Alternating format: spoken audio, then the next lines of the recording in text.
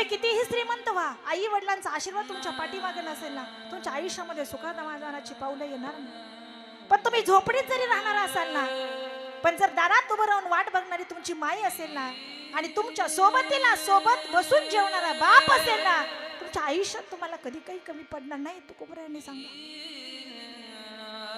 काट्या चमच्यानं जेवणारी माणसं आम्ही. 5 बोटामध्ये एक चिऊचा, एक काऊचा, एक माऊचा, एक आईचा, एक बाबाचा घास बनवणारी माय हरवली ना, आयुष्यात आपलं कोणी नसतं, विचारणारं कोणी नसतं, तुमची चौकशी करणारं कोणी नसतं. कोलमडून जातं आयुष्य. जेव्हा आई घरातनं निघून जाते तेव्हा घरात एक पोकळी तयार होते, कुणी भरू शकत नाही. एक सांगू, कौतुकाची थाप जग 1000 वेळा देईल, पण त्याच्या पाठीमागं स्वार्थ असेल. पण ज्या वेळेला कौतुकाचे शब्द तुमच्या आईच्या मुखातनं बाहेर येतात ना, तेव्हा तिथं स्वार्थ नसतो, तिथं भक्त प्रेम असतं.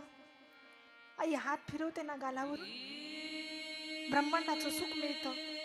आणि जेव्हा बाप शाबासकीची थाप पाठीमागं देतो ना, अख्खं विश्व भरून पावतं रे. हे भोळी असतात, नाही काही लागत. 2 मिनिटं कामावरून आला, नाहीच्या शेजारी जाऊन बसलात ना, दिवसभराचा कंटाळा जाईल फक्त आईच्या मुखाकडे पाहिलं. ब्रह्मांडाच्या धनीला सुद्धा रडवण्याची ताकद कोणात असेल ना, तर तिथे का आईत आहे. आई आम्हाला कळत नाही, दुःख आहे आमचं. दबाव जपा ही माणसं. नाही जपली ना, वेळ निघून गेला अर्थ नाही. ज्या वेळेला तिला भिंतीला टेकून बसवतात ना, त्यावेळेला तुम्ही आई म्हणून किती हाका मारल्या, तर ती अबोल झालेली शांत झालेली माय नाही उठत.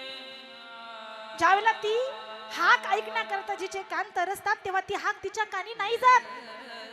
पण ज्यावेळेला तिचे कान बंद होतात, तेव्हा तुमचा आवाज तिच्या हृदयापर्यंत नाही पोहोचत. आणि जरी पोहोचत नाही, कारण ती शांत अबोल थकलेली असते, जगाचा निरोप घेऊन गेलेली असते निषधामाला.